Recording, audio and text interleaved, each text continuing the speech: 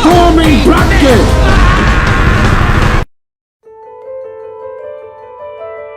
What's going on, everyone? So welcome to my latest video. This is, of course, part of a series where I focus on a specific director and rank that director's work from worst to best. This is, of course, not including TV shows, music videos, short films, commercials, none of that. Specifically, just their films that they've done. I've done such directors in the past as Tim Burton, David Lynch, David Fincher, Wes Anderson. The list goes on. You can check that down below. But guys, you clicked on the video, so you know it. I am tackling this time Rian Johnson, who for the longest time I said Rian Johnson.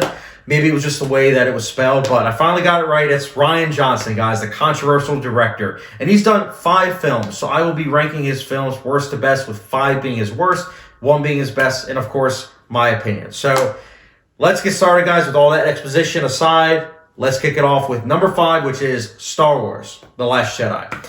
Now, look, just like a lot of everybody that was watching this movie at the time, I was pumped going into this movie because I enjoyed Star Wars: The Force Awakens. I really did.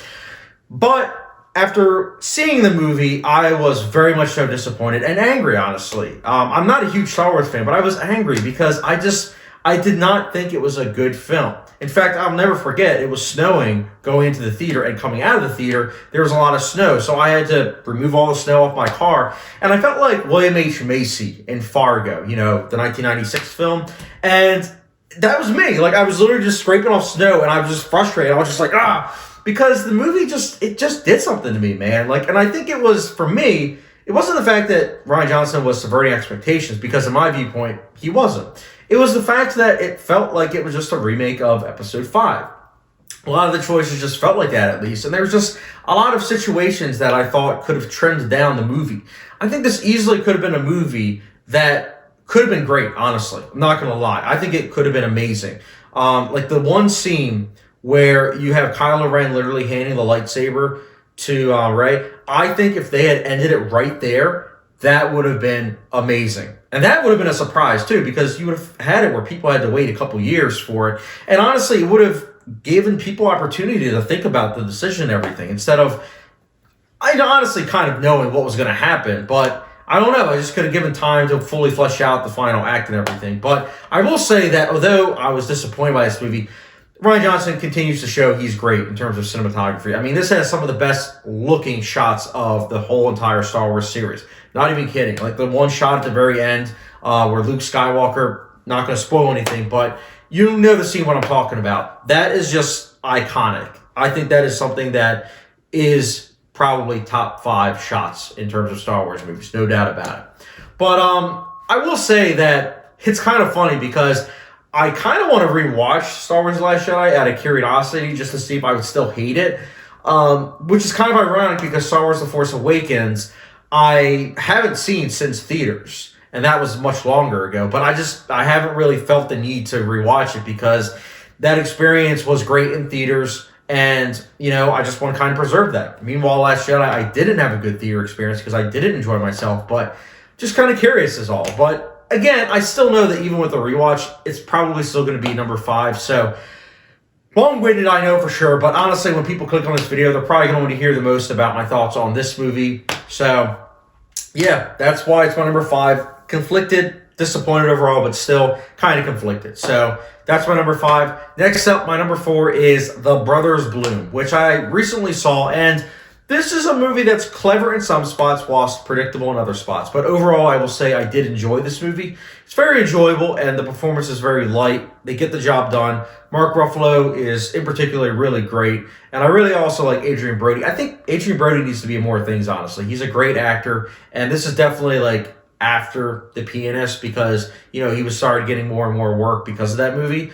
But I don't know, man. Like, I really think that he needs more work because he is a good actor. Thankfully, Mark Ruffalo is now something of a household name. But yeah, this is a movie that's diverting, but overall, not going to lie, it's not really something that is memorable per se, other than just being a Rian Johnson movie that has some clever moments and good chemistry between the leads, which is why it's my number 4. Next up, my number 3 is Brick. Brick is a great film. Honestly, I think that was my first Rian Johnson movie. And I saw it under the recommendation of a coworker at the time. I believe like 6 years ago. And I really do need to rewatch Brick because I remember really liking it and really appreciating the 1940s-esque dialogue, but done in a high school setting. I thought that was very intriguing at the time, so I'm curious if I would still think it was intriguing, but nonetheless, it's still an engaging mystery, too. And I love the genre of film noir, and in particular, neo-noir, paying homage to certain movies. Like, clearly, there's a lot of love for The Maltese Falcon by Rian Johnson, because he pays homage to that particular film a lot in this movie. And honestly, this is just an enjoyable movie. Joseph Gordon-Levitt gives a really good performance, and this movie is oozing with style, and right off the bat, this being his debut, you can tell that he has a lot of talent. And yeah, I really like Brick, and that's why it's my number 3. Next up, my number 2 is actually the reason why I'm saying with Star Wars The Last Jedi why I want to rewatch it, because my number 2 is actually Looper, which I can't lie, I didn't like the first time. I didn't. I thought it was just okay. I didn't know why so many people thought it was clever. I didn't know why so many people were like really engaged and entertained by it. But I gave it a second chance about 2 years ago, and man, I loved it. I loved it the second time, and I gave it a third watch a couple months after that. And I really like Looper. I think it's very entertaining. It's not like the smartest science fiction movie ever, but it does have a lot of great world building. And honestly, it's a movie that kept me engaged because of the way it's paced, the acting, the dialogue. Everything melds together to make a very engaging adult fare science fiction movie, which honestly, the fact that it got a big budget, it's kind of amazing because R-rated fare before Deadpool honestly was kind of like not really a thing, at least not a big budget thing. So happy to see Looper, got the budget it did, as well as the fact that it had critical acclaim and audiences seemed to really dig it. And I'm happy to say I'm one of those audience members now. I think it's a very clever movie and it's well done. That's why it's my number 2. Next up, the final one, my number 1, you probably already guessed it, that's right, y'all. My number 1 is Knives Out. That's my best Daniel Craig. I don't know what kind of foghorn leghorn accent that was, but Knives Out, everyone. This is the film that, my goodness, I was looking forward to it. Despite, not being a big fan of Star Wars The Last Jedi, I was looking forward to it because Rian Johnson is such a talented director.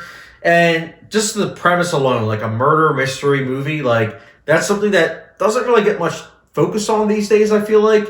And so to see Rian Johnson, who is all about doing twists and turns and subverting expectations, I was excited to see this movie. And it shows because honestly, the greatest thing about this movie is that it literally says everything 45 minutes into it. And I'll never forget in theaters, I was like, when they revealed it, I was like, so what the heck are we supposed to do for the next hour and 25 minutes? And then you realize there's a lot more to it, and it's honestly very intelligent the way it's put together.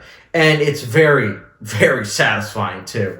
Knives Out, not only is it one of the best films of 2019, but it serves as a reminder of original filmmaking. It's still out there, and audiences, it made a lot of money. Audiences still are able to appreciate that. And for me, that's something that's worth meriting. But yeah, Knives Out. It's my number 1 Rian Johnson movie. Really dig this movie. Yeah, that's why it's my number 1. So what I always like to do at the end of these ranking lists is I like to talk a little bit about the director. Rian Johnson, I always say it, there are some friends of mine that don't like Rian Johnson just because of Star Wars The Last Jedi, because he ruined Star Wars. And to that, I say, that's your opinion, but I don't think that one bad movie contributes a director to be damned, so to speak. Because, truth be told, this is a filmmaker that has made, even if you look at just one movie of his, he's done 4 movies that are entertaining in some way, shape, or form. And he's even done one movie as a near masterpiece and 2 movies that are also pretty close to that. So I think he's a filmmaker that has a lot of great potential. And I mean, he did some episodes of Breaking Bad too.